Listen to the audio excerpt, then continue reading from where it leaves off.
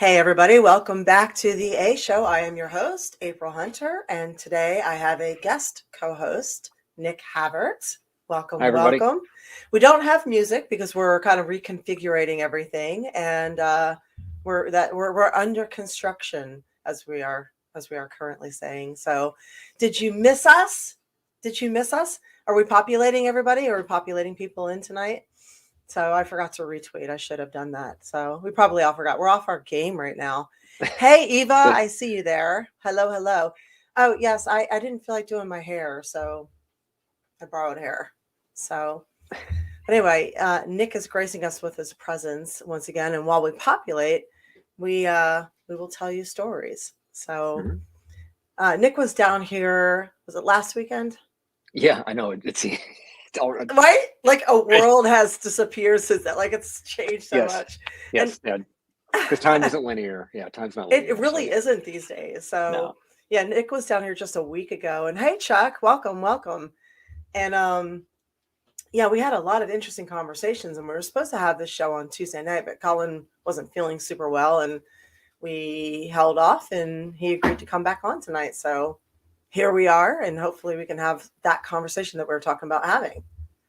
So Yes, absolutely. Yes, I'm it's okay. completely, There's only a couple people in here anyway right I'm now. We're waiting. completely I game just for that. realized that Yes. I forgot to retweet earlier. So there we go. Thank you guys for doing that. We're going live. There we are. Retweet. Just did it. So yes, last weekend I ended up with a hey Alexa, how are you doing? V Gates.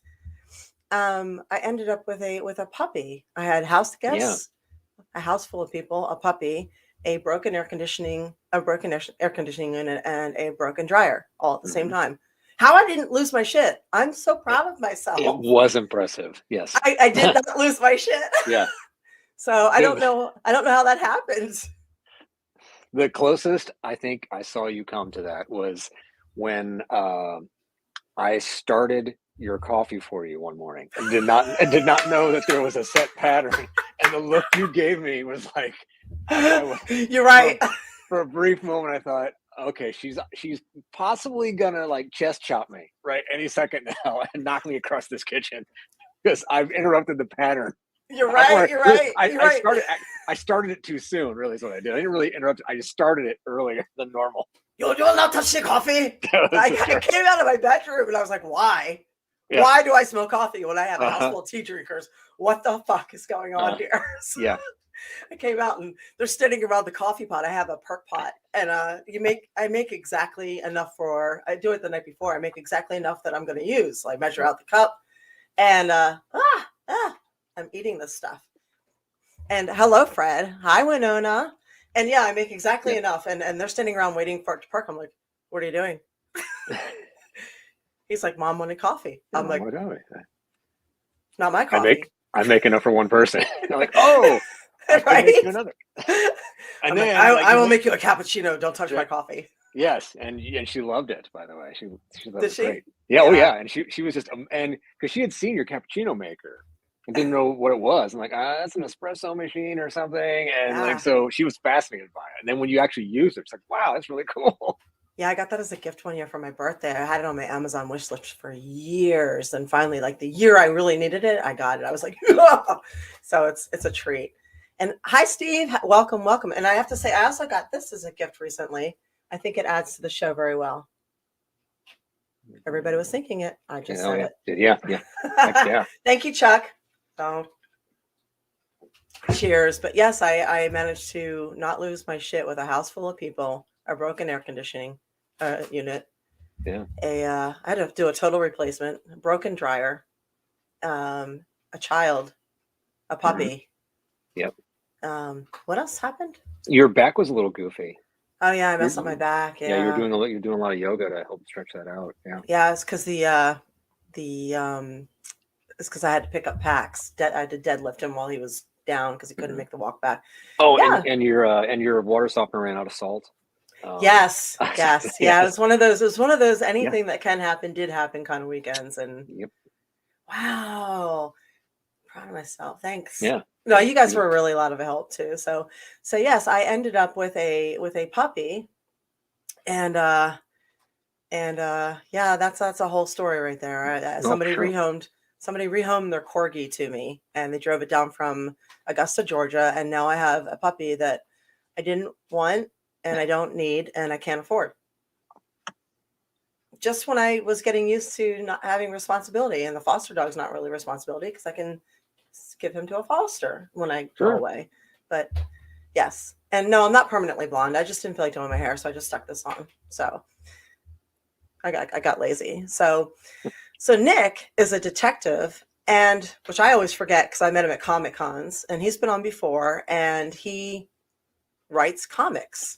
So I always think of him as a writer, and then I forget that he is actually in the law enforcement business. Yeah, I have another, you know, another job that's, Yes. a little Yeah. more, a Yeah. little sexier than a comic book writer or or writer in general, but So I yeah, was telling him when he's driving around down here, I'm like, okay, so when you drive around, here's the road rules. You need to know this. And then it dawned on me like hours later, I'm like, oh, wait a second, he knows how to drive. yeah, He enforces this for a living. So I'm like, sure. duh. So Yeah. but if you have any CSI questions or any kind of detective questions, feel free to ask because he will answer them. So if Mhm. you have your get your true crime questions going. Oh, Corgo, Corgo, Corgo. Hey, look, I look all bimbo-y. You like it? So I wanted to be a bombshell. So yes, thank you for sending bits. Hey, Allie, how are you doing? So yes, if you have any CSI questions, detective act questions, definitely ask. So we're going to cover loss and mourning and how to do it properly, since a lot of people are going through some type of loss or mourning collectively. I feel like we're going through a change.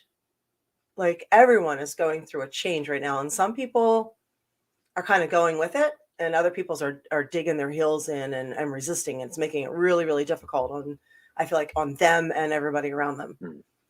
So if some people are willing to ride the wave and other people are getting smacked in the face, you know what I mean? Yes, So, but I feel like no matter what, we're all having to deal with these waves. for sure. So being as though you have we had this discussion while Nick was here about getting on the train. So, what would you feel like approaching first? Oh boy. So do you mean like going with like the grief part of the show or the CSI part of the show? The CSI part of the show, because Eva asked, "Do you ever work on cold cases?" Yes, Eva, I do. In fact, there's one that I can't discuss fully that I have been working on. I know. Which April knows. I already asked for the film rights to this one. I know, so I know a Right, little yeah, bit. April already knows most of it. But I can't discuss it at length because the case is still being investigated and hasn't been adjudicated yet. But yes, I'm currently working a cold case from the year 2000, um, involving a death that was ruled undetermined at the time. And it's one of those things that, and the town I'm in is a fairly small town, and a lot of people still remember this incident. So working on cases like that is always a challenge because you're coming in as a new investigator. You have to take everything that's there, and sometimes there's not much. In this case, the the amount of photographs was not large. Some of the photographs, the way they were, weren't the best quality. The There are issues with, well, like one thing I can tell you that about like the crime scene itself, where it happened, um, is no longer exists. It was leveled in a tornado in 2007, so you can't go back to the original crime scene and look at things. Mm, So things like that, but you have to then go in with fresh eyes, so to speak. And the first thing I that I did was reconstruct the timeline to look for just possible discrepancies, just odd things, which I did find a lot of odd things, and then you build from there. And you always reach out to other investigators because the more eyes on it, the better sometimes. And I've reached out to investigators in other agencies, the County Homicide Unit, Indiana State Police, and other places. I've other CSI's advice, just told them about these things, and it's always good because you'll get a lot of different perspective and things that questions that you wouldn't even think to ask. I even got some of those from forensic pathologists as well. So yes, I do work cold cases. And am I allowed to say that when a person has been cremated instead of buried, it makes it even more complicated? That is true. Yes. Yes. Because now you can't do an exhumation for a second autopsy if you want one. Right. That just isn't a thing. You can't do it. So, which it had happened in this case. And yeah, that sometimes things like that happen. You don't have a body you can work with, and you don't have a scene you can go back to. So do I have it? Oh, go ahead. I'll say someone. Go ahead. Oh, I had a question. So shows like the First 48, some of these procedural shows that you see, how accurate are they to portray some of what the steps that you go through when you first when like one of these first cases comes across your desk or something like that? First 48 is fairly accurate because they're actually getting with real investigators and real cases and discussing their case method. Some of them are and how it relates to our department, our small town. Obviously, we don't have, like, someone asked, do you have a team? The closest that we have to a team is there's me, one other CSI, and another detective. There is the county I work in. They have a full homicide team that works for the prosecutor's office. And that's all they do is investigate suspicious deaths or unattended deaths. But yeah, shows like First 48 are fairly accurate because, again, they're basically just showing the process of their investigation. You start getting into wacky land when you get into shows like CSI Miami and NCIS and stuff like that, where you've got CSIs going into a building with a SWAT team. That's not happening ever. Because you let the SWAT guys go clear that building, and then you go in and clean it up and put everything back together that they just destroyed. CSIs aren't going in with SWAT, that's for sure. There's so many other fun things like that when I watch those shows, I'm just laughing the entire time. But yeah, First 48, there's some others along that same line. And I've met some investigators at crime scene conferences who have had cases they've worked turned into shows like on First 48 and other shows like that, these documentary shows. And they admit, like, yeah, they actually did a really good job because they worked with us, because they wanted how they process the case from beginning to end.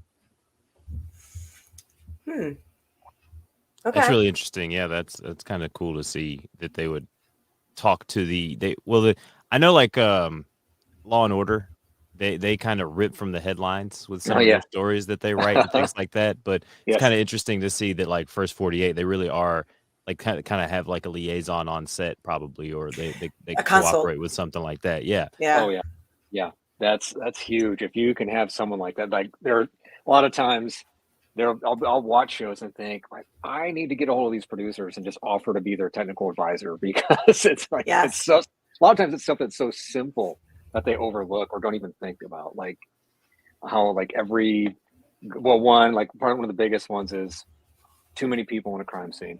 That's a massive, like, error, where you just think all these cops and EMS and all these other people, like, in the crime scene, who should not be there.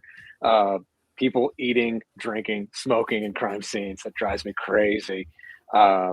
Victims still in crime scenes within view of like the dead person's, like, you have the dead person's relative or wife or whatever sitting there while the husband's body is like 6 feet away, and she's just staring at it crying. I'm like, no, get they need to get out of there. Just little things like that just drive me bonkers. And there are so many others.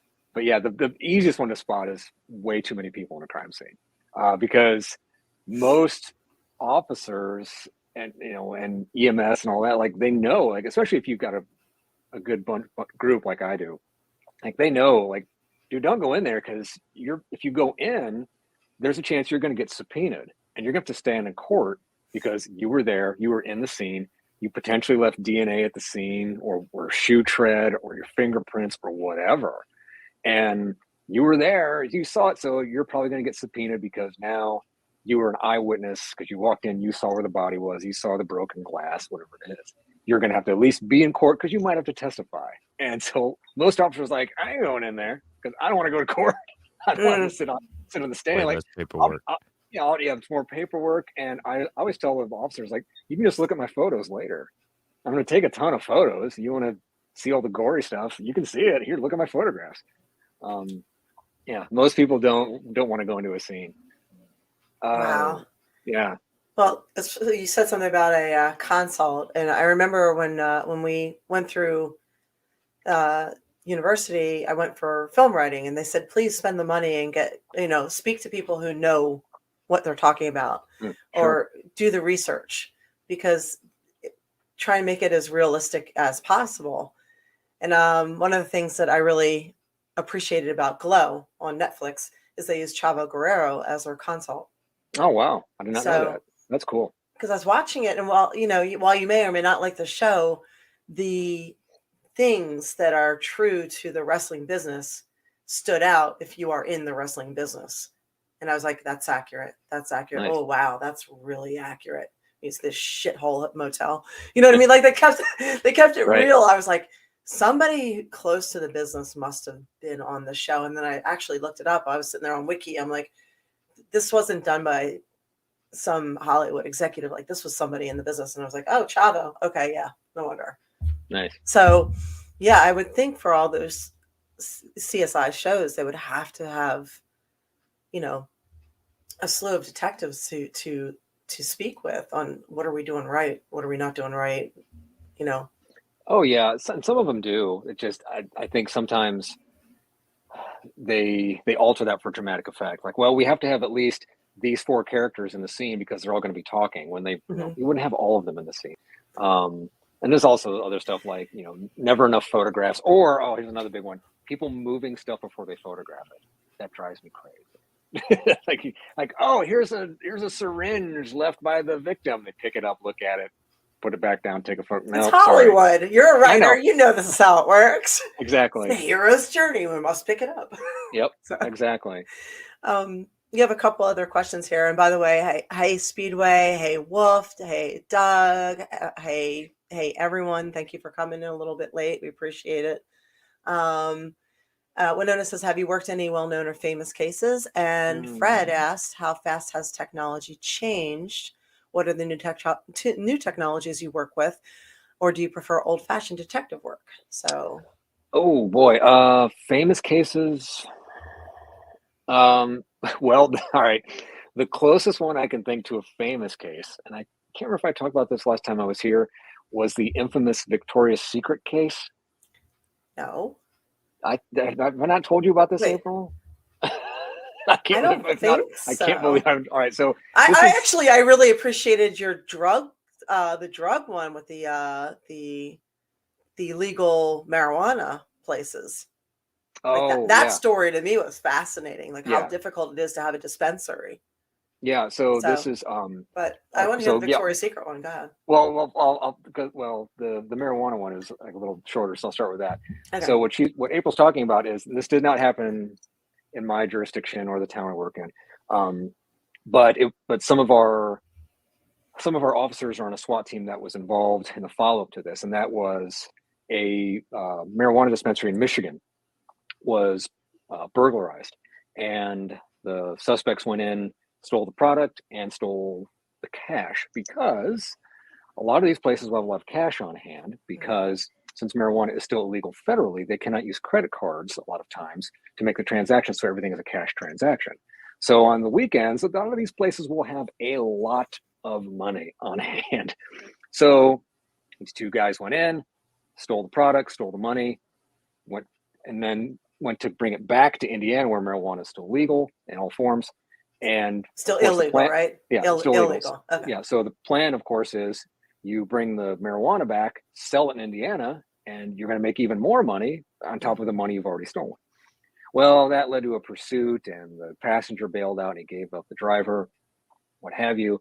SWAT team, including some of our officers who work on a county SWAT team, they went because this guy barricaded himself in his house, but thankfully came out without any shots fired or issues, or they didn't have to put gas or anything. They convinced him to come out. See, that's the difference between marijuana and like meth, right there. Oh, sometimes, yes. So then the sting, like the extra, like kind of like twist, if you will, is since they stole this stuff and brought it across state lines, that made it federal. Now you're going into federal crime because you're crossing state lines with this stuff. So FBI shows up to investigate this. So the guy's arrested, and they confiscate the product and the money they stole, because now it's a federal crime. That all becomes evidence. So the dispensary loses all of that. The product's gone, the money's gone, because again, it's a federal crime. That's all now evidence in a federal case. So you can't have any of that back. So this dispensary is just completely out of luck. In addition to taking the heat with the credit card companies and the alarm companies. Yes. Oh, for sure. Oh, man, that's so rough. Yes. So the Victoria's Secret case is somewhat famous because this did make some national news here and there. I mean, it wasn't like on, Dateline or, NBC Nightly News or anything, but I did see it mentioned in multiple like little news outlets here and there and various articles here and there. So that involved how I came to find out about that was I got a call out of the blue from this guy who works in loss prevention for the L Corporation, which is the parent company of Victoria's Secret and a bunch of other companies like Bath and Body Works and some other stuff. And they had discovered that some counterfeit vouchers, coupon vouchers for Victoria's Secret were used at a store in Wisconsin. And so this guy did a bunch of great detective work on his own.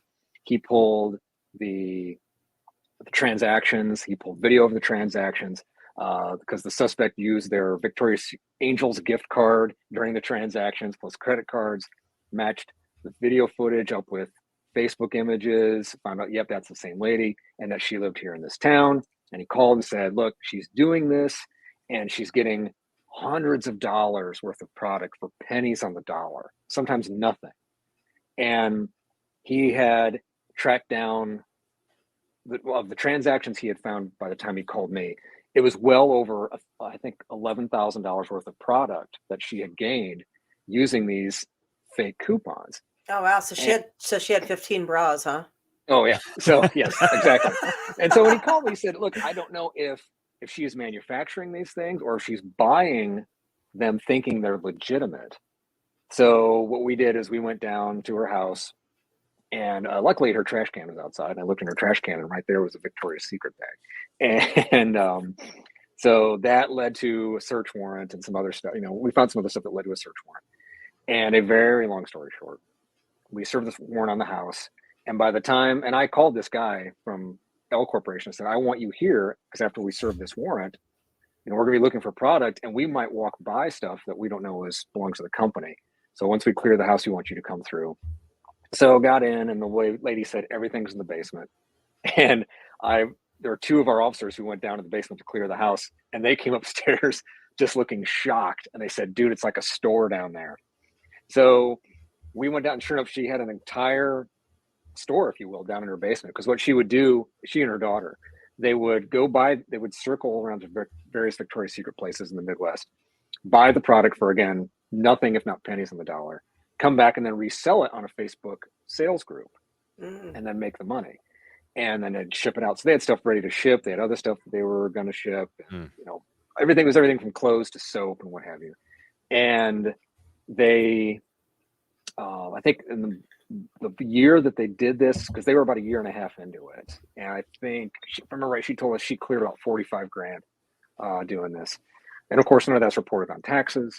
And so and by the time we got done, it was, he had figured out that it was well over $100,000 worth of product that they had obtained.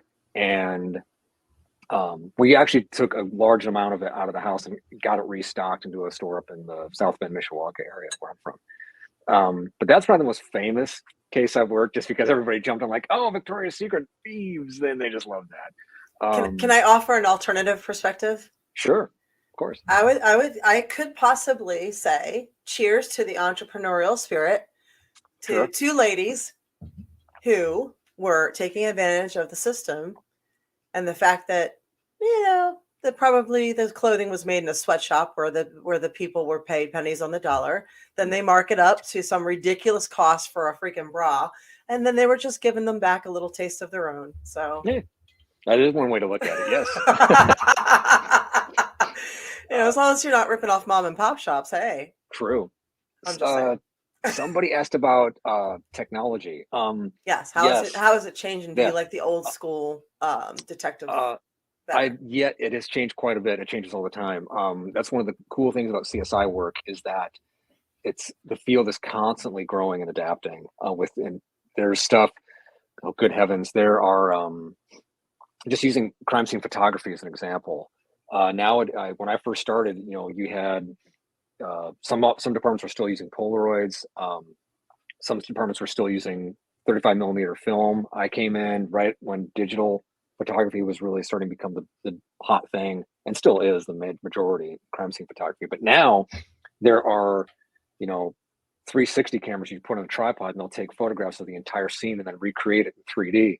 There are imagers that can do that inside and out. Like I helped work a shooting once where they took photographs, 3D image photographs inside and outside of this home, and then the computer program would essentially stitch these images together into one moving image that you could fly through almost like a drone.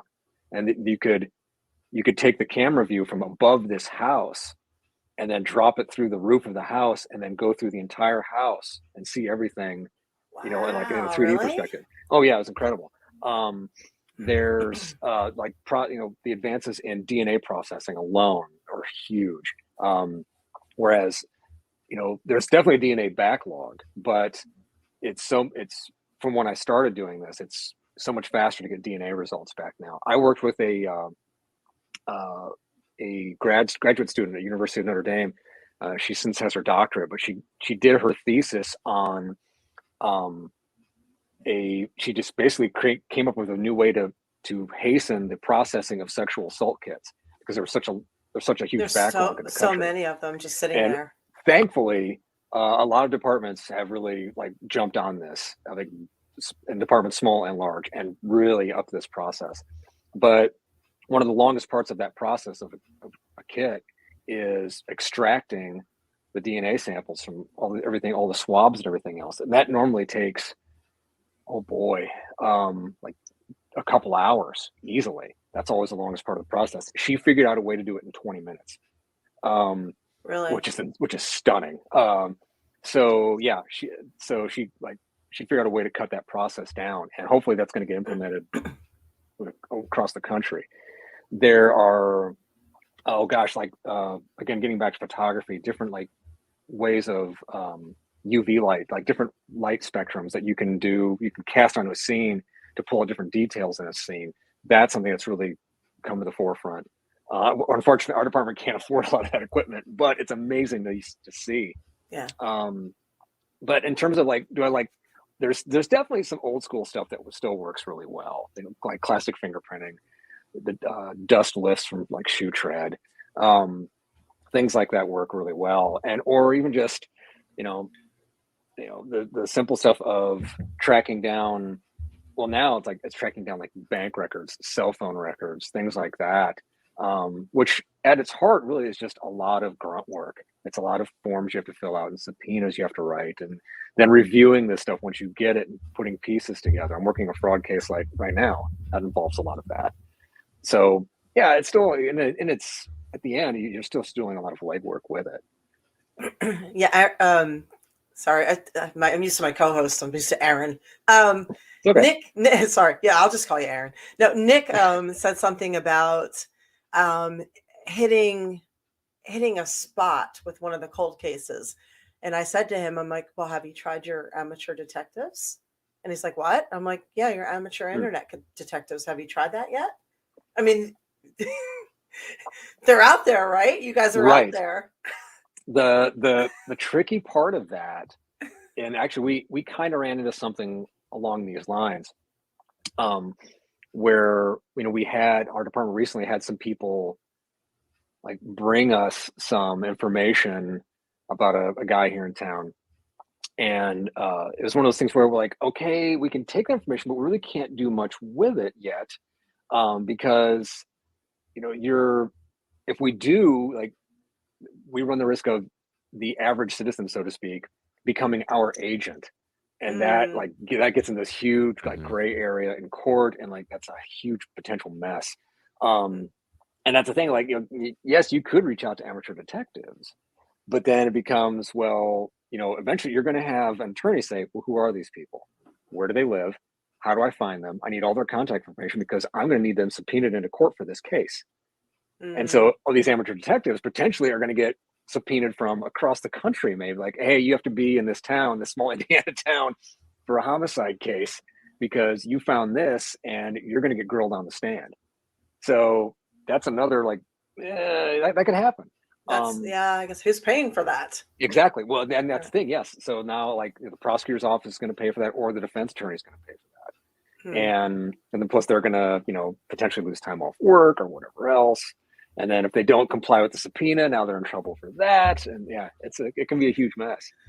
Now, Nick, the question was about the technology and stuff like that, and you work a lot of cold cases and things like that. Have you ever had a case where new technology was made and you were like stumped by it, and then this new technology or something came out, and you were able to apply that to a cold case to be able to solve it? Like, and one Oh, of the examples I have in mind is it was on TV as a guy he killed his wife and he buried her in the basement, okay. and he got away with it until seismic technology basically Hmm. came out, and they brought one of those rovers and they ran it down in his basement, and they found the carcass like image as they ran Nice. it down through the basement and everything. So has there ever been anything like that in your career where you've Mm. this new piece of technology kind of like put it over for you to be able to solve the crime? Oh boy, I don't think anything that dramatic. That's Hmm. amazing.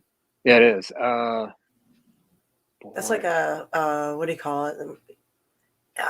Who's that author that wrote that story about the guy? It was a Russian author, right? He talked about wasn't it? Oh no, never mind.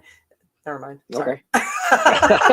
It was the wife who killed her husband and then cooked him up and served him to the police force because he was a cop. Served him to the police force who came looking for him. Oh I wow. Is that don't know the case. I Dostoevsky? it might be. That's also. I'm pretty sure that was also an episode of Alfred Hitchcock Presents. Oh, Although really? maybe he adapted that story. Could have, yeah. Um, um, Oh wait, I think it was the James and the Giant Peach guy. oh, Road Doll. Roald Dahl. Yeah. Yeah, he did short stories. I think it was that. Hmm. So, but if that sounds like some of the stuff yeah, Yeah, size. for sure. Hmm. No, I can't think of anything that new that's really come up. I mean, apart from, again, the the rapid nature now of DNA returns. That's definitely been a game changer for us. I've had multiple cases that I've been able to wrap up just from DNA evidence, burglaries, car thefts, some assaults, things like that. But again, where the results have come back pretty quick compared to what they used to come back to. Hmm.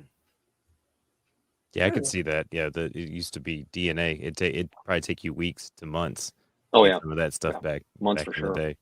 Yep. We do have some other questions, unless you have something, April. No, I just see some more people. Hey, Cam, thank you. It's a wig, but hey, I'm getting wiggy with it. Hey, player. Yeah, there's Jeffrey Dahmer. Someone wrote Jeffrey Dahmer. I've Yeah. seen I've seen photos from the Jeffrey Dahmer crime scene.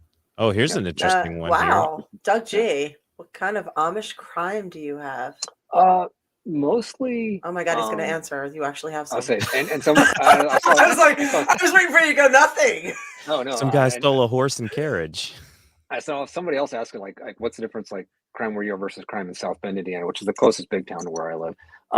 South Bend definitely has more crime than us. Um, it's mostly, I'd say that like most towns, the majority of their crime is theft, um, and some armed robberies, things like that. But Wait. it's definitely more crime there for sure.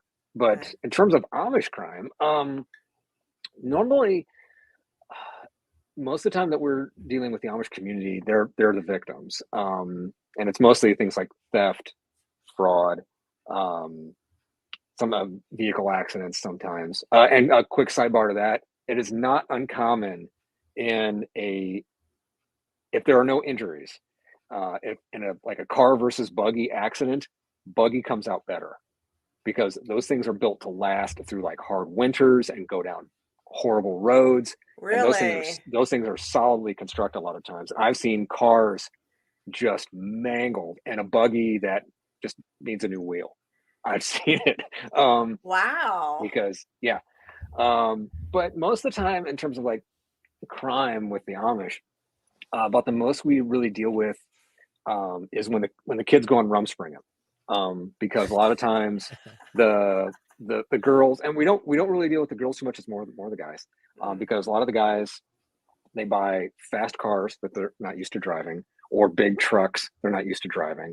They party hard, so a lot of times we're catching with like drunk driving, illegal parties. Wait, you got to explain what this is to people who aren't from like Pennsylvania and Indiana.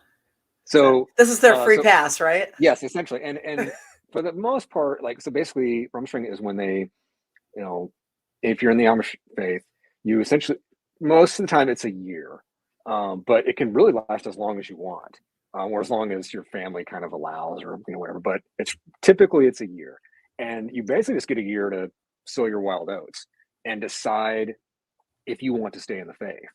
Are you So ready to again, you like being you can go out and Amish? experience English culture and go travel or whatever, or just party all the time. So and easily, I would say 95% go back and stay in the community easily, Why wouldn't because after they? what, This is not that great. yeah, like yeah, no We don't electric even like our bill. families. They're not worried about gas prices. They're not worried. It's, yeah, No. they love it.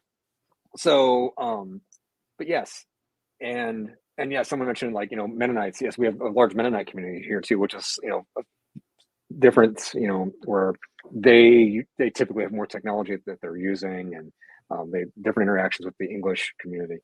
Um, but most of the time, yeah, the Amish crime is again like kids driving drunk, driving too fast. Sometimes you'll have some that'll get addicted to drugs and that maybe sometimes doing drugs, dealing drugs. That does happen. But for the most part, yeah, it's mostly driving offenses and illegal partying, illegal drinking, stuff like that. Okay. And some, yes, they do have the best baked goods. Yes, Yes, they do. Yes, they they are do. amazing. That's Yep. interesting. My There's a my there's a place there's a there's a locally famous, like a local, as in local, like in the county. There's a bakery that now has a couple of chains here and there called Rise and Roll, and they make these cinnamon sugar donuts, and especially these little donut holes that, no joke, are known around the county as Amish crack, because they are so addictive, and like everybody, like that, everyone calls them that. And like apart from like the bakery itself, but like they openly like, oh yeah, that's what everybody calls them. And Mm. like they're amazing, but holy cow, I can eat maybe one of them and it feels like my head's going to explode from a sugar rush. They're just all incredible. I much prefer their cheese danishes, which are not the sugar bomb that these little donut holes are. But yeah, they are really good. Yeah, I've never met a Danish I didn't like, honestly. Oh, so good. Yeah. So if there aren't any other questions there, I don't know if there are. Are there any other CSI questions? Not really anything other than let's see, we had some from do you think new CSIs rely too much on the new technology? No, not so much. Because again, a lot of it gets down to basic detective work and observation skills and figuring out, like what can and can't happen. Because a lot of times, CSI work is also figuring out that a crime didn't occur. or that things didn't happen the way the victim thinks happened. I've had victims tell me like, well, he had to come in through this window. No, this window's covered in spider webs. Sorry, or or he, this had like I've even one time I told one victim who said, well, because if I remember right, a PlayStation and some other stuff was stolen from his house, and like, well, they must have come in during the night while my kids were asleep on this fold-out couch bed and stolen it and walked out the door. And I said, so they came in through this window that's directly above the fold-out couch where your kids were sleeping, and it was below 50 degrees last night, and they somehow didn't wake up and see this guy stealing because it was cold, and the guy comes over and like climbs over them, and I flat out said, like, this isn't a ninja. This is like, I'm telling you, this was not what you think happened. But yeah, or sometimes proving, like I worked a burglary case once where someone came into the house and stole a bunch of money. But what if it is a ninja? If it is, that's amazing. I would so be into that. But I worked a burglary case where someone came in and stole some money out of a house, and they knew exactly where the money was. They didn't like ransack this house. That was somebody the family knew. Precisely, and that's what we explained. Like, look, you know somebody you were close to, right? We just don't know who it is yet. So sometimes but they didn't want to believe that. Like, no, that couldn't be. I'm not even a detective, and I know that shit. Right. So yeah, sometimes you're proving that a crime didn't occur, or at least occur the way they want to believe it happened. Okay. Yeah, my parents' house is kind of a target for thieves because we have like our driveway goes around back behind the house, and then you can't really see from the street and everything. Sure. And so periodically bikes will go missing, lawnmowers will go missing, and things like that. Well, we had someone try to break into the house, and they took the glass with their bare hands and stacked it up very nicely for us, Nick. Wow. Then, then my dad called the cops, and they found this nicely stacked pile of glass with fingerprints and all that thing for the cop to find. And he told my dad that glass holds fingerprints really, really well compared to a lot of other surfaces. Yes, it does. Absolutely. Yeah. And I've found plenty of fingerprints and blood on glass. Oh yeah. So you had an OCD thief, and you thank him or her? Yeah. By calling the cops on them, even though they stacked up your glass nicely? Yeah. They still took the lawnmower and the leaf blower. Oh, okay. Yeah. Whatever. Okay. Just walked right on up the street with it. So we do have a few more questions that have rolled in from Wolf. Have you ever done a sexual predator case or anything like that in your towns? Yes, I have worked some, sexual misconduct, sexual assault cases. There's, I think, if I've worked any recently. Actually, yes, I have. There is one I've worked recently. I can't go into too many details because that's going up for, for possibly trial. But yeah, that involved DNA found at the scene, and on the victim, and some hinky stuff that happened there, some drug use and some things like that. But yeah, I worked another one that involved where I had to get a search warrant to take photos of someone's genitals, the suspect's genitals. I had to do that, just because that's what you got to do sometimes. So yeah, I have worked cases like that. Okay. No, that makes sense because they had the kids describing Michael Jackson's junk in the Michael Jackson case, so that makes a lot of sense. You went right there. Someone said about the. He's probably gonna need your information when he has to take this class to ask you some questions, Nick. He's gonna need a tutor for his cyber forensics class that he's finishing. That is, man, like you will never be out of work if you want to get into cyber forensics. I'm telling you that, like. That's a field that's just going to do nothing but continually grow and change. You'll never be out of work. Huh. Actually, the other CSI who works with me, that's his specialty, is cell phone forensics, computer forensics. And yeah, that guy, you don't want my buddy to look through your phone because he'll find everything. Cyber forensics. And usually they're women, I would think, would be very good at cyber forensics. I could see that, yeah. Because we can find that shit. Give us your phone. We'll find it. Just give me your phone. Yep. So, player, nice try. Somebody said something about the catalytic converter being stolen out of the car. Yeah, that's huge right That now. is a big thing in California when I was out there. Like, It is especially everywhere. especially with Oh yeah. Prius and the cars that are. What is going on with that? It's because of the material in them. Like a lot of them have like gold or platinum parts, so they're stripping them to then resell the precious metals. Oh Um, wow, so yeah, that's a huge issue everywhere right now. Yeah, wow. not just California. You're damn right. Yeah. So, and huh. So so there would feasibly be money, a lot of money involved for the person who figures out how to make a catalytic converter theft proof. Yes. Oh, for sure. So you find Yeah. the need and then you create the solution. So there you Hmm. go, guys. Figure that shit out, make your millions. Actually, Yeah. billions probably on that Oh, one. for sure. Yeah. So Any car manufacturer will pay high money for something like that. that's Yeah. let's figure it out. Let's group Mhm. think, I, group think. I was gonna say it's kind of a travesty that the girl that helped make the DNA test faster isn't richer. You know, like we've got this Theranos lady who's going to jail for frauding all her investors with the little prick and the blood test thing. Oh, This lady should be like one of the richest women in the world if she's doing sure. stuff like this and selling it to all the police Mhm. precincts and able to do Oh, yeah. something like this. Like why isn't her name out there? I don't Doesn't know make any either. sense. Yeah. Because they only we like bad news. We remember people with bad news or big Right. asses. That's it. Yeah. Yeah. That's It's how true. the world is right now. It's like Don't Look Up. Did you see that Mhm. movie, Don't Look Up? Oh, not yet. No. Oh, good Lord. It mimics the society today. Like all this stuff is going on. Nobody's paying attention. They're just talking about celebrity romances breaking up. Like they're so easily distracted. Sure. Yeah, it's quite entertaining. Hmm.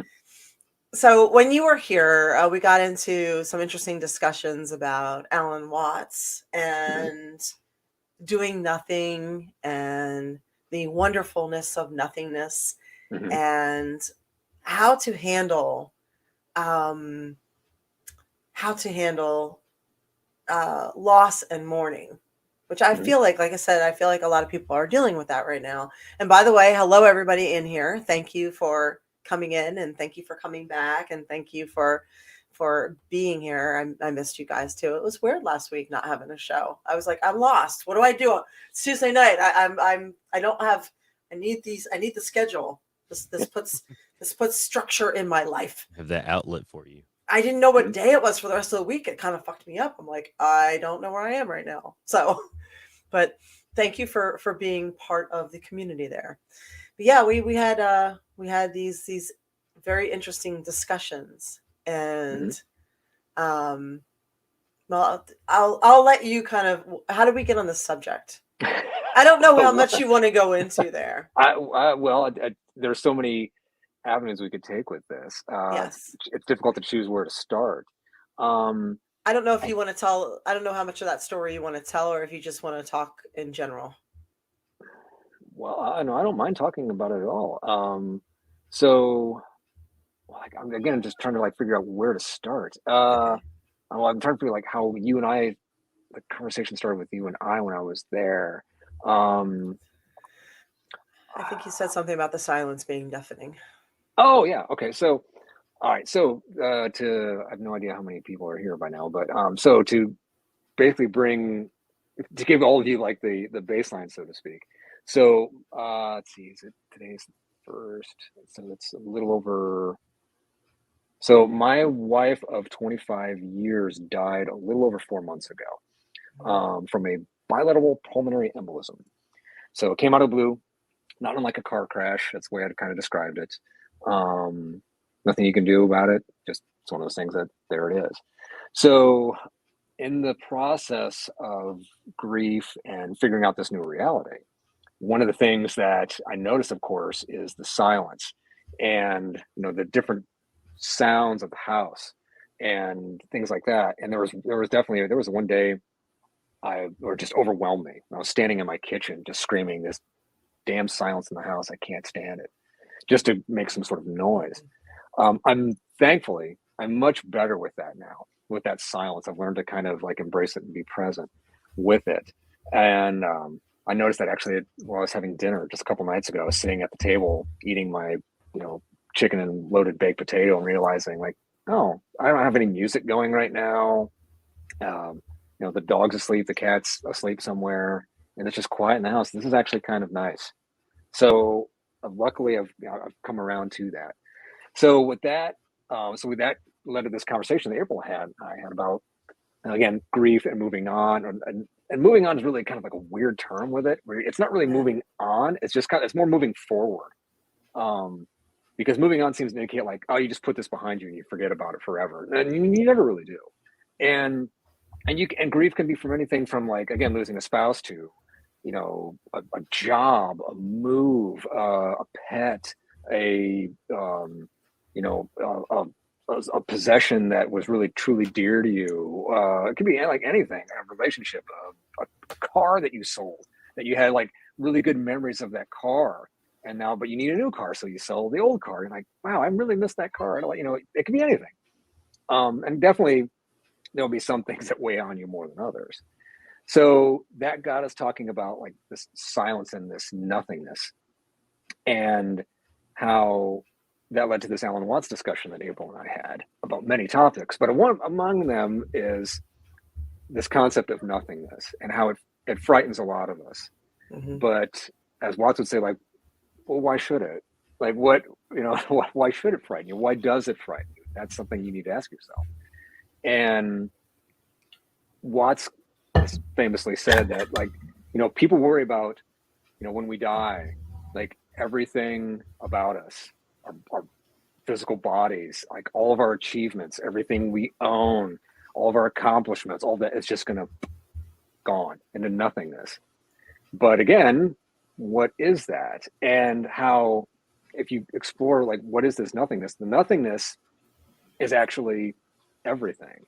When you consider how much empty space there is in the universe, between atoms even. And he talks about how people talk about the nothingness of space, like, oh, out in the universe, outside the Earth, the atmosphere is like, there's just all this nothingness, but it just goes on for infinity. But that nothingness encompasses everything, encompasses everyone, you, I, everybody here, encompasses, the good men and the bad men, as he would say, all the plants and the trees and everything else, this glass of water and it's all within this nothingness. And so that's nothing to be afraid of, because we're all part of that. And this nothingness becomes like everything. And so it's nothing really to be afraid of. So we move on, we move forward with that. And again, to be present with it is the key for me. Presence has been, and mindfulness has been the key for me for all of this. I'd always said, feel your feelings. A lot of us try and bury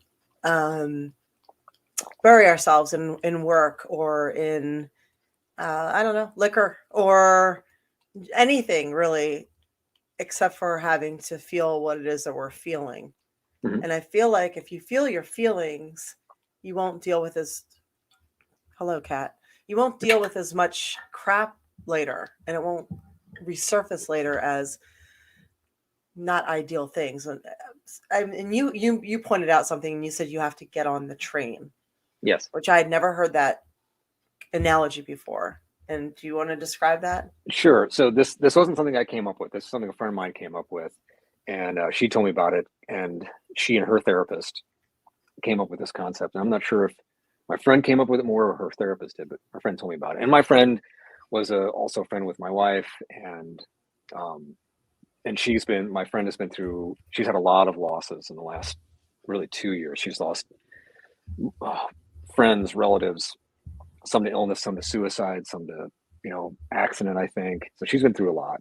And so she described grief as this train in a tunnel, and how when you're grieving, you're on this train that goes into this tunnel, but you don't know how long the tunnel is. You have no idea. But all you know is that while you're in this tunnel, it's dark. It's sometimes scary. It can be frightening. It's sometimes loud. Sometimes it's dead quiet. And you don't know how long you're going to be in this. But you do know eventually there you will come out of this tunnel. There is light down there. You might not be able to see it right away, but you will come out of it. So you have to ride this train through this tunnel to get through it, and eventually you're going to come out of it. Or the other two options are you don't get on the train. You actually climb over or around the mountain to get to the other side of this tunnel, and now it takes you twice, if not longer, to get to the other side of this tunnel and process this grief. Or option 3, the worst one, you just don't get on the train and go into the tunnel at all. You just stay on that side of the mountain and you never go through. And now you're trapped forever. You can't not process because you won't let yourself do it. So you have to get on this train and power through it. And like you said, you need to feel those feelings. You've earned that grief. And as a friend of mine told me within the first week, when I was adjusting to my new reality, and he said, it's supposed to hurt. If it doesn't hurt, something is wrong. That's a good one. I like that. Other ways I've heard it described as like the more it hurts, that's a stronger reflection of the love that was there. Where it's supposed to hurt. I've heard that for breakups too. Yeah. So don't feel bad about the hurting, and you have to be present with it, because if you're not, you're going to miss out on things you can learn, and you're going to miss out on being able to purge this stuff from you, because it's so easy to fall into anger and rage, and which is all perfectly normal. I mean, but it's staying in that, that rage or that despair. That is what is gonna, that's what dooms you. Like you lock yourself away in this past. Oh boy, now we're getting into it. You're locking yourself away into this past that no longer exists and truly never really existed. This is one of my favorite things to talk about with Watts and Zen. So yes, like one of Watts's big things was I can hear Simba purring. That's awesome. I could just. Does anyone else hear that? Do you know why the cats purr? Allegedly. I've heard multiple theories. I've heard everything from because they're happy, of course, that's the obvious one, to they're asking you for something. Like I've heard like what's called the solicitation purr, where like they're trying to get you to feed them or pay attention to them. But what's the theory you heard? They purr to calm you down, to comfort you. Nice. So because their mothers purred when they fed, they associate purring with being calmed down. Oh wow! So it's funny that you're talking about all this and he's purring for you. No, so that's good. That's wonderful. So go on. So yes, so Watts talks about this a lot, where and I can't remember the exact quote, but one of his most famous quotes is like, I've come to realize that the past and the future basically don't exist because they can only exist in the present. Mm-hmm. I'm willing to bet, because again, the present is all we have and all we ever will have and ever have had, because the present is all that ever really exists. I'm willing, I tell people this every now and then, like I'm willing to bet at no point today, if not in the last week, month, year, or maybe even ever, anyone who is listening to this has said today, wow, I'm living in the future right now. Or wow, I'm living in the past right now. No one ever some people live in the past. They do, or they think they do. Yeah. And so because the past, or like when all that stuff, the past, yes, the past happened. Yes, World War I and the building of the Great Wall of China, that happened. But when it happened, it was in the now. When it happened, it was in the present moment. It wasn't in this magical place called the past back when they built the Great Wall of China. Wow, we're in the past right now, building this wall. No, to them, that was the present moment. So when the future gets here, it's going to be the present. April and I talked about like this magical future that you think is coming. It never really shows up because it's already here. Yeah. It's like it's already here. You just have to embrace it and accept it, and pull it out. Because again, like if you keep waiting and waiting for this magical, the golden goodie, sometimes as Alan Watts calls it, if you keep waiting for this thing to arrive, it's probably never going to show up because it's right there waiting for you in the present moment all the time. Or when it does get here, well, now it's the now.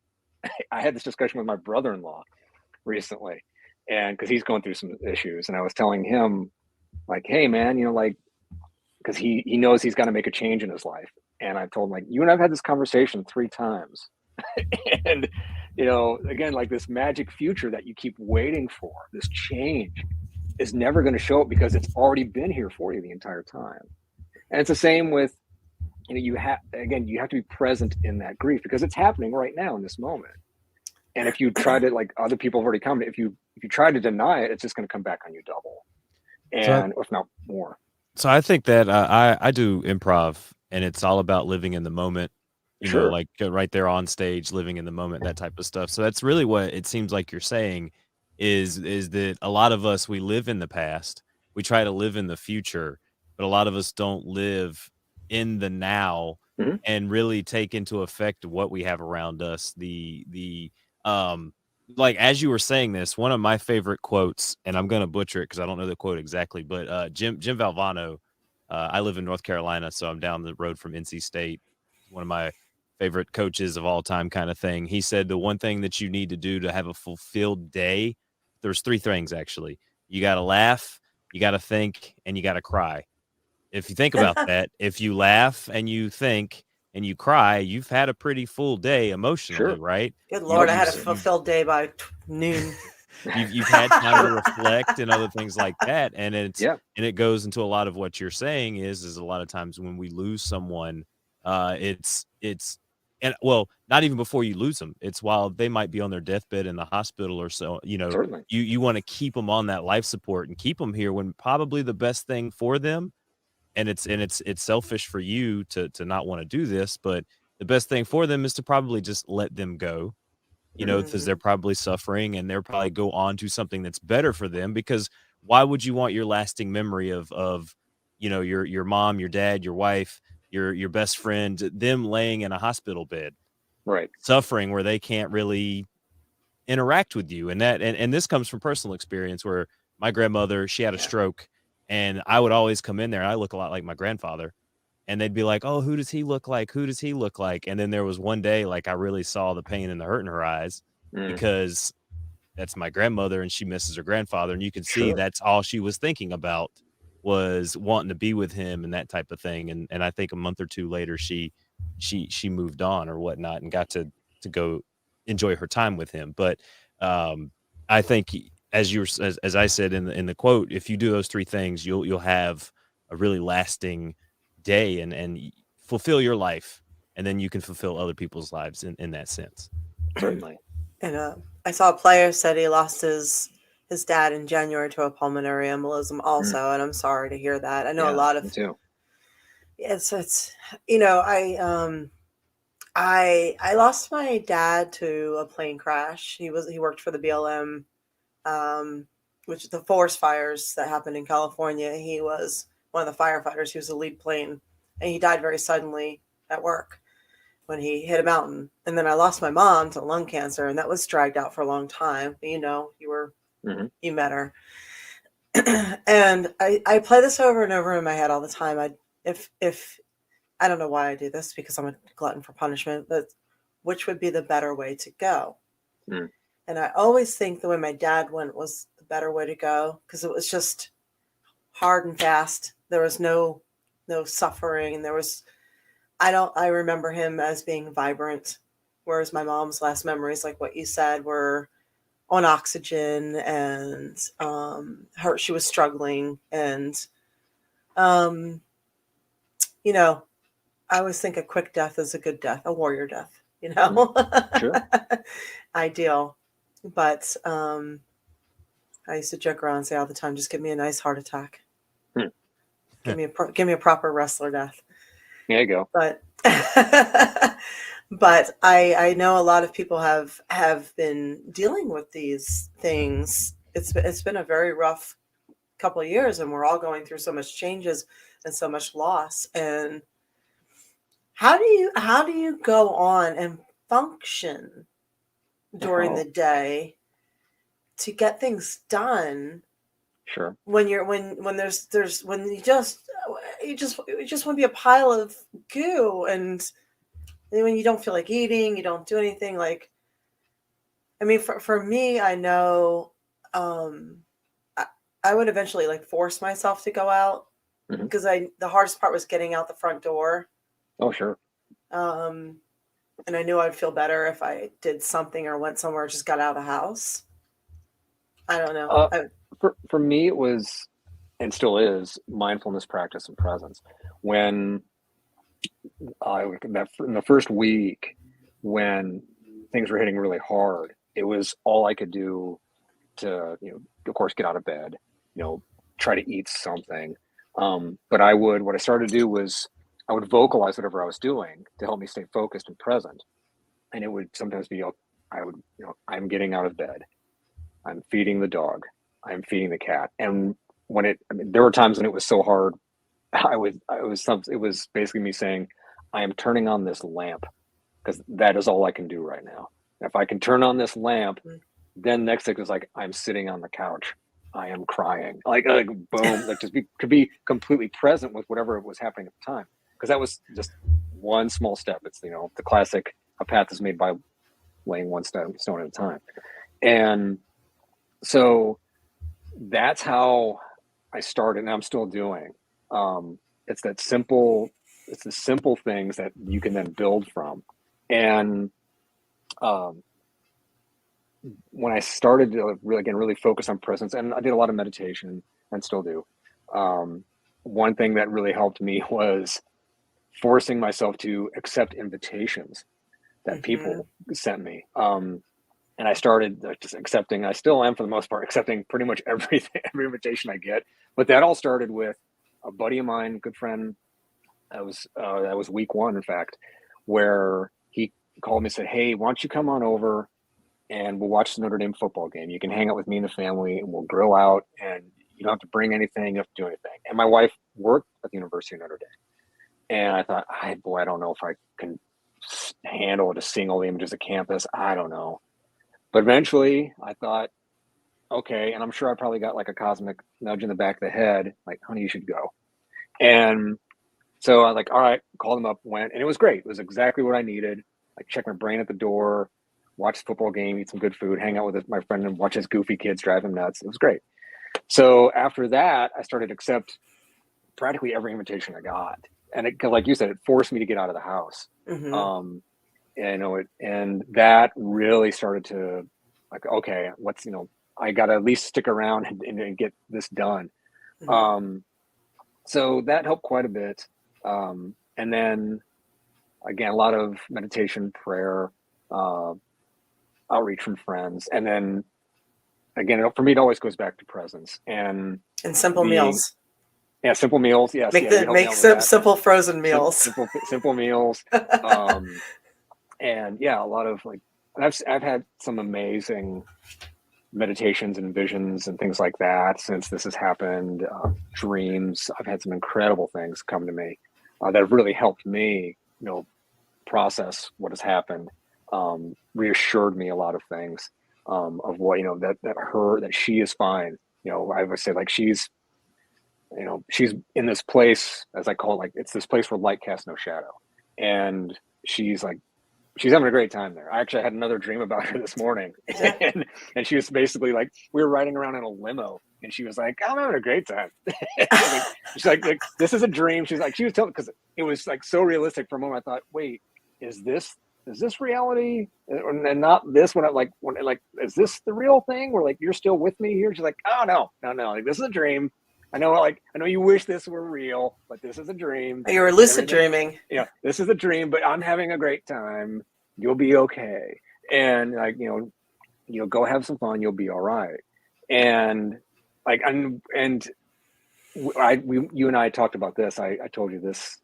There's another getting back to Watts thing, where how the universe manifests itself through us, and how if you his whole thing is I think one way some people call this his lecture of what if God got bored. And I love this. Go. So what this is basically how he says, try to imagine that every night that you go to bed, you could you have the ability to dream every day of your entire lifespan. Let's just say 80 years, and every night you could dream every day, every day of your life, and it could be whatever you want. Like you can form, you can dream this, you can like lucid dream it, whatever, control your dreams. And you would dream every day of your life, every night you went to bed. Of course, the first thing you do is every night you would experience every conceivable pleasure possible. You would have the most awesome dreams. Like, like every day of your life would be just incredible. You'd have, every, piece of chocolate you wanted as a kid, all the way to you're having sex with Victoria's Secret models every day, or whatever it is. You're traveling, you're a jet setter, billionaire, whatever. Like every day you would do this until the point where, and eventually though, you would run out of, like, you would experience every conceivable pleasure. So they'd be like, okay, well now what? I know tonight I'm going to like throw in like a little challenge. Like, I've got to cook dinner for so-and-so. And he or she's got some weird dietary thing. And then that would be the new thing. And you dream that and you get done. You go, oh, wow, that was kind of cool. That was like a fun little challenge. I'll put another challenge in there. And eventually you'd start putting these little challenges in there. Then the challenges would get greater, where eventually you'd come around and you'd go, wow, like that was a close shave. I barely got out of that one. That was really cool and exciting and thrilling. I should do that again. And you'd have some other cool, exciting, thrilling thing you would do. And then the challenges would get like, you'd start mixing it up and like, there'd be challenge mixed with pleasure and all that. And eventually what would happen is you would dream the life you are living right now. Because you would go through everything and you would dream the life you were living. So that's what we are doing. Like we are in this life that eventually, if we were gods, and in some ways we are, you would dream this, you would create this reality that you are in. We were walking when he told me this, and I had to stop and think about it for a minute. Like my mind was so blown. And I was just like, the other, I remember the other, because I've told. I was like, really? I've told a condensed version of this to people I've interviewed. Like I dreamed that my air conditioning needed to be replaced. And yes, that was you my would. Challenge. You absolutely would do that. I'm sorry, yes. Nick, but fuck you. Yeah, exactly. Drink. I feel like I've heard this theory drink. before, though, like that you can dream stuff like you eventually would create the life that you have now. Basically, is what you're saying. That's in some other crazy. scenario. You absolutely would. Yeah, because you to see how you come out of it, and how you process it, and we absolutely would. Huh. Yes. I remember the other thing I told you that blew your mind. Another Watts quote is the one about if all you do is think all the time, all you think about are thoughts. Yeah. I remember that blew your mind too. Yeah. Yeah. If all you do is talk all the time, all you do is talk to make noise, and if all you do is think all the time, you only ever think about your thoughts. Yeah. So you have to try to calm your mind. That's the flat iron on the rough water. You're trying to flat iron the ocean. All it does is stir up the water worse. Mm-hmm. So, and Winona said something. She said, when talking about loss and losing her family member, at first it almost makes you feel guilty for moving on without that person. Certainly, yeah. That survivor's guilt is a real thing. It absolutely is. I always felt like we owe it to those people to live, since they're not here to experience, that we have to do the best we can and almost live life for two, or live life for their share, Sure. Oh yeah, that's totally a thing where like I called that like feeling bad for feeling good. Yes. There are times when like you're where I feel like I'm doing okay, and then I realize like I'm not even 5 months into this. Should I be having good days already? And like, well, why wouldn't you? Again, my wife's come to me in dreams and meditations, basically saying like, yes, go do this, be happy. So like, yeah, why wouldn't you? If you have, and again, everyone processes grief differently. Sometimes takes longer than others, but yeah, it's the survivor's guilt. Absolutely, that is a thing. Where like even I was just talking with my mom today about this, and like how when she and I got back from your place, we were both emotional, because that was my first air travel without my wife, without Mandy, since she and I went to a music festival in Vegas back in August. Mm-hmm. And so I was seeing all these places we had been to when we last saw you together down there. Yeah. I was like, oh, this sucks. And then, and my mom's looking for places to retire down there. And she comes back and she just told me today, she's like, when I got back, I had a good cry, because all I could think about was I'm going to be moving down there, and I wish your dad could be with me to enjoy it. I'm like, yeah, I wish Mandy were here to enjoy me, you know, when we go retire together. But it's not the thing. It's not the case anymore. But I'm doing it, like you said, to honor her, and to, you know, that's part of the reason I'm doing it. Is, the best way was that the best way to honor the dead. That quote you sent me, or the best way to honor the dead is not with grief, but with gratitude. That's it. Yep. So. Yeah. So when you start feeling, I find that when I start feeling sad about, I've had a lot of loss in my life. It's like I always feel heavy. When I start feeling that way, I start thinking, thank you for the time that I had with this person. Thank you for this time that we were cracking up, or this trip that we went on, or thank you for the amount of time I had with my dog. Thank you for the opportunities that we had. So I start trying to flip it around instead of like, oh, fuck. Sure. I can't do this. And then I'm like, okay, thank you for the time that I had. It's made me, where I am. But there are days that I just don't feel like dealing with people at all. Oh, sure. I don't have it in me. Yeah. I don't. I get them more and more lately. Sometimes where I don't return messages. I'm tired. There's so much. What's going on in this house with everything going on. Right. I'm exhausted sometimes, and just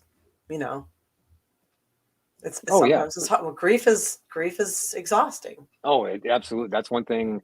That's one of the many things that people don't tell you ahead of grief is, one, how damn exhausting it can be.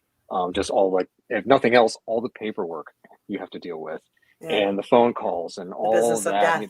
The business of death. Yes, it's exhausting. It's also profitable. Sure. Oh, yeah. So yeah, no one tells you that. Yeah, grief can be exhausting. And no one tells you about all the simple things that you don't even think about that will suddenly affect you. Like for me, like one of the first ones was making dinner for the first time, and then so I made this nice kale and chicken sausage and potato hash, and I scooped some out, had some, went back in to the kitchen to get a second helping, and I stood there looking at the skillet, and I thought, all those leftovers are for you now. Like, oh yeah, that's a new thing. And like little things like that, or like, oh wow, it takes me twice as long to fill the trash can. And just odd, like little reminders of this loss that now becomes this new, like, you have to adapt to this. Like, okay, or how are you, grocery shopping? That's why that's why I have consistently fallen apart. I'm in the grocery store and I start to cry because it's like you have this routine of what you pick up for people, or you pick up for your for your pets, your people, and then you get there and all of a sudden you go past those things, and it's like you realize I'm not getting that anymore because they're not with me anymore. Oh yeah. And it's it's like, oh my God, Yeah, that's how first time at the grocery store after Mandy died, I was almost running through the store thinking, I got to get out of here. I was clenching that cart so hard. I'm like, I've just got to get out of here. And oh yeah, for sure. That absolutely can happen. No one tells you that. Again, that's the things that no one really tells you. Well, we're telling people. Yeah, we're telling you now. These are things that you need to know and be prepared for, to have it in the back of your head. And John Westcott said, we honor the ones we lost by giving the love they gave us back to the world. I like that. Yes. I'm sorry I missed that earlier, but yes, I like that a lot. That is so true. There's a great, Thich Nhat Hanh has a great little lesson he gives about the candle. He calls like some people call it like the candle story, or the candle lecture, or the candle lesson, about how like, it's the Buddhist concept of like no birth, no death. Like no one ever truly dies, and no one is ever truly born, because again, energy can only be transformed, can never be destroyed. And how this so he always like draw, like I've seen him draw like a candle on like a whiteboard, and he talks about like, the candle's lit, and eventually, of course, the candle burns all the way down, and then there's no more candle, but the heat, the light, and everything else that the candle set out is still out there in the universe. And so the candle is gone, but everything that candle created is still out there affecting everything. And Mm. so, and even then, like, that's the thing. It's like, so like the candle is burning and sending things out. And then of course, it's consuming oxygen in a fire, the fire is consuming that, which is of course helping lower the candle. So the candle is like this reciprocal thing. And so that's how we all are. It's like everything that we do affects everything else, butterfly effect, if you want to call it that. Mm-hmm. And how, so that energy that we put out there, everyone we affect, everything, every piece of art we create or whatever it is, that's constantly out there affecting everything else. So you never really truly die, because again, you're the effect that you have on the universe it's constant. It just continues to ripple and ripple and ripple. And it's, and everything is still happening, around us all the time. And then we perceive it, which then of course manifests it into existence. That's the other quote I told you that blew your mind, was one of my favorites from Watts is, if there were no eyes, the sun would not be bright. Mm. So the universe manifests itself through us. That we, like this glass of water, like if I didn't, without my taste buds, this wouldn't taste like anything. Or like if, as you would say, like without soft skin, this would not be hard. Again, we manifest this. So yeah, it's amazing. Like, I could talk about this for hours. I'll I just know. It's amazing that you said that, because now it's got me thinking about your candle metaphor. Because if you think, you said the light and the heat and everything that goes out, technically you can take the wax on the candelabra or whatever melted down and repurpose that, right? The only thing that you lose in the candle is the wick. Yes. And all you have to do is add another wick, and you've got a new candle to spread more light and to spread more heat. It's pretty fascinating metaphor there. Sometimes the wax completely burns, depending. If it's an intentional candle, it does go away.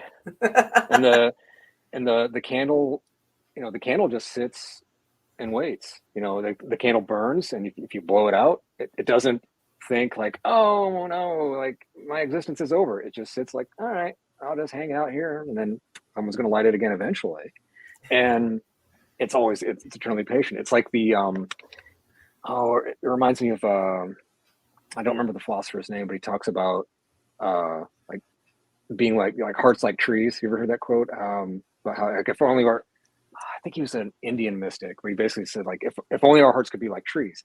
He said, like, basically trees, they don't long for the birds to come and land in the branches. But when the birds come and land, trees are like, oh, this is really nice. And when the birds leave, the tree's like, all right, that was cool. And then, hey, the branch comes back again, bird comes back in, this will be great. If not, hey, I'm still a tree. It's like, if our hearts were like, trees, like if we could just be like that, where like, you don't get really attached fully to things. Like, yes, it's nice to have them, or, people, things, whatever, but you don't become so attached to them that when they leave, you're like, I can't exist anymore. A tree doesn't collapse, when the birds fly away. A tree just doesn't wither and die like, I miss the birds. The tree's like, man, that was cool. Again, I'll wait for the birds to come back. So yeah, we can have hearts like trees. I'll have to look that up. Not that this has anything to do with that, but the redwoods, that are the biggest, strongest, tallest trees. Most of them are on the West Coast. Right. They can't exist on their own. So underneath the ground, their roots network with other redwoods and thatch together. So on their own, they would fall over. So they build a we are one network underneath, and that's how the biggest, tallest trees survive. They have to be attached. Wow. Yeah, it's pretty interesting. Yeah. So for sure. So yeah, I think the thing it was Lanya. I looked at it because I was going to drive me nuts. It was Lanya. So the quote is, just think of the trees. They let the birds perch and fly with no intention to call them when they come, and no longing for their return when they fly away. If people's hearts can be like the trees, they will not be off the way. I like that. There it is. Yes. Yeah, I think the goal is to leave the world a better place than when you entered it. If you're able to do that. Oh, for sure. If you're able to do that, you're doing okay. So And I know you had said actions conquer fear. I saw that, and I'll let you go because we're getting a little bit late. But you said something earlier today, or you posted something about actions conquering fear. Yeah, that was a sticker I found in Mandy's office when I was cleaning out her office. Okay. But yeah, like, because fear. Okay. Fear paralyzes. Fear paralyzes, and it causes people to do stupid things, and they don't realize. And some people don't realize what their fear is, or that they are afraid, or they don't realize that fear is causing them to do X, Y, Z, because they don't look in, or they don't have any kind of self introspection, or they're afraid to look in, or they're afraid to admit, like, oh no, I'm doing this because I'm afraid, and they don't want to admit fear, which of course liberates you from it. But it's scary for people to do, and because it's easy to cling to illusion. It's very illusion is comfortable, and we love our lies. We do. We love our do. lies. And it's frightening to let go of them, but when you can, it's amazing. When you start to realize, like, oh, I've been clinging to this or that, or I'm afraid of this because of that. It's very liberating. And again, helps you stay present. I always get back to that. Again, it helps you stay in the present moment, which again is all there ever really is. I've told people that I've interviewed for crimes suspects, like, yeah, this is like, you and I are in this moment right now. Like, I've told people that, like, look, I know you did this. I'm just trying to figure out why you did this. And right now, this is just you and I talking. And this moment, like, everything has led to this moment. All of history has led to all three of us talking on this podcast right now. Like, if you really think about it, and we are doing this on a speck of light in infinite space. It's amazing. It's I can't believe really. You don't do drugs. Holy shit! No, it's divine. Really. Like, I mean, if you really think about it, every moment will never happen again. And so that means, like, every moment is a divine creation, which means everyone in this moment is a divine being, because, so everyone you meet is a divine being, because again, every moment is divine and never will be replicated again. You never can do it. And again, this moment is all exists. So we're all divine creatures. Nick, you would be amazing on mushrooms. Hey, I'm kidding, but you're right. I was for people for people who have a hard time taking that action when they're paralyzed or moving forward, I learned this little trick, and it helps. When you're sitting there and you're like, I need to get things done. I haven't done this. I should do this. You just go like this: 3, 2, 1, and then you do it. Just do a countdown: 3, 2, 1, and right then you do it. Whatever it is. Nice. Make the call, send the email, go get your clothes on, go to the gym, step outside, walk the dog, whatever it is that you have to do. 3, 2, 1, go. Launch. I like that. Yeah, I like that. Give yourself too. a countdown. We do. I think a lot of people have that issue, April, where they're so hesitant to want to start something new or do something, and I'll put it off tomorrow. I'll do it tomorrow. No, if you do it today, you start that habit. You start doing it. Like I said, living in the moment is part of what we talked about. You have to kind of be there for today. Yeah, we're on we are on a 24-hour cycle. There's no rule that says you have to wait till 7 a.m. tomorrow or Monday to start your diet, or after January to whatever. Fuck all that shit. Seriously, drink. Yeah, really. Every minute is a chance to move forward and start something over again. There are no rules about what time. If you find that it works for you at 2, 3, 4 in the morning to start something new, do it then. Who cares? Yeah. Because we're all equal in that we get 24 hours in a day. So it's what you do with those 24 hours that makes your life. So, or what you don't do with those 24 hours. So use all 24 of them. Don't let someone else's limitations or hours affect you. There's a reason stuff's open 24 hours. You want to go grocery shopping at 1:30 in the morning? Go grocery shopping at 1:30 in the morning. Get it done with. You don't have to do it tomorrow. Sometimes that's the best time to do it. It's 2 or 3 in the morning at Walmart. Yeah, and you've never lived until you've gone to a Waffle House like 3 or 4 in the morning either. Heck yeah. Yes. Yes. Absolutely. Yes. Well, we have taken up enough of your time. Thank you very much. And You're welcome. I appreciate you coming on Thank and you, giving Nick. us some of your wisdom. Yeah. So Happy to do it. Yeah, sure. And then Yeah, next and- time we can talk about comics or weird music or whatever, or anything else. I mean, I'm fine. I'll take you up on that. Take him on. Sorry, we only have the hour. Well, in the hour and a half in this case, but we're gonna do the pack flex there. There we go. Anybody can join me if you want. I cannot. No, She wins again. She's the Yeah, undisputed. I can't even. Yeah. I got nothing. Well, thanks everybody in the chat. Thank you for joining me on. I'm assuming there are some people on YouTube as well. Thank you for coming back this week. I will see you again next Tuesday night at 7:30 p.m. Eastern. You can see all of our shows on patreon.com/the A show. You'll get all of our content since the day we started over a year ago. And you can watch the replays of this for a week or something like that. About 2 weeks. Yeah, I think About 2 on weeks. Twitch, yeah. Cool. And we will. I'm trying to think about anything coming up. Nope, just this for right now. So we will see you. Thank you, Nick. Where can people find you? You have Weirdo-rama and everything else, right? Gosh, yeah. Tell So picklepress.net, and Those are your comics, right? those are the comics. You can find me on Twitter at Nik Havert. My music blog is seventhlevelmusic.com, the number 7th levelmusic.com. My horror host show, if you want to see me with my face painted like a skull and hosting old weird movies, is weird-o-rama.com. Weirdo-rama. And I'm also on I've YouTube. Yeah, I'm on YouTube. Like, you just look up Weirdo-rama. Yeah, there I am. That's me as Victor Von Psychotron. And I'm on YouTube. Pretty much all my shows are on YouTube. So just look up Weirdo-rama or Victor Von Psychotron on YouTube.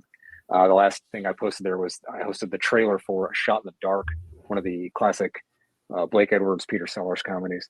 So I'm on there. I'm on Facebook, Twitter. I'm at 7th Level Music, at Von Psychotron. So yeah, I'm all over the place. You're the king of all media there. Yeah, maybe. And Colin, where can they find you? Oh, you can find me on Twitter at Colin Wysong. You can find me on Facebook at Colin Wysong. And then tomorrow, tomorrow's Wednesday, 10:30 p.m. Eastern Standard Time. You can find me over at twitch.tv/ridiculously random pod for the Ridiculously Random podcast with my good friend Big Ray Hernandez, as we talk about anything and everything, and we do a top 5 list. And our top 5 list this week is going to be top 5 things that you could change in your past. Oh, wow. I might be listening to that anything. And if you want to get your emails into the show, we'll read the emails on the show. yourrandompod@gmail.com. Send us an email. April, we'll have to bring you on the show one night when you're not busy. I know you're doing screenplay stuff. Just come check us out. 10:30 p.m. Eastern Standard Time over at Twitch with myself and Big Ray Hernandez. And April, Nick, thank you again for coming on the show. It was fun last time you were here with the train stories and the two drunk buddies that both died the same way. And we've got more really, really cool Zen stuff tonight, which actually, April, I'm going to steal a little bit more time because, we talked about the minerals and stuff. So there was a random pop-up mineral shop that was down the street from my crystal house. Shop. Yeah, so I bought a couple of rocks and crystals and things. So I've got one of these, like this is supposed to be obsidian here. Did you? Nice. Nice. And then let's see, the guy threw in a moonstone for me here. Cool. Very good. And then I bought a giant amethyst tower here. There's nothing wrong with the amethyst tower. Oh, that's awesome. That is cool. So I got this really cool amethyst tower here, and I got the sage. So there were like 2 different kinds of sages that they had so you can cleanse and power up everything. So we're gonna start. You can also try Palo Santo sticks too. Let's try that. Amen to that. Well, awesome. Definitely, Eva on here can tell you all about how to cleanse properly. She's kind of she's like, good choice, Colin. Yeah, I think she'd be right on that. Her and Lori are right on that. So yeah, we're big woo woos over here with the crystals and everything. And thank you to Chris for for my crystal, my shungite Cool. rock to absorb the electronics. I appreciate it. So I don't know if it works or not, but I like it, so I'll take it. I mean, you put the metal on your finger if you wear jewelry, and it turns your skin. It can turn your skin green or different colors. So why wouldn't crystals have an effect as well, a chemical effect? So we don't know. We don't know. Cool. Anyway, good luck with the cleansing, and thank you for your knowledge, Nick. And you guys can, of course, find me on Instagram, Real April Hunter, where they will not verify me, and and on Patreon, April Hunter. And I will see you on Twitter. Oh, Certified Wrestling Podcast. Aaron is not here. The last podcast was his final podcast with us, so he has gone on. He has stuff to do on Tuesday nights, so that's where he is. But you can still find him on Twitter at Aaron's Thoughts and on Instagram. So he's still around. He's just not on the show anymore. So we're rotating co-hosts now. So, well, thank you guys. I appreciate very much, and we will see you next week. Thank you. Ciao, everybody.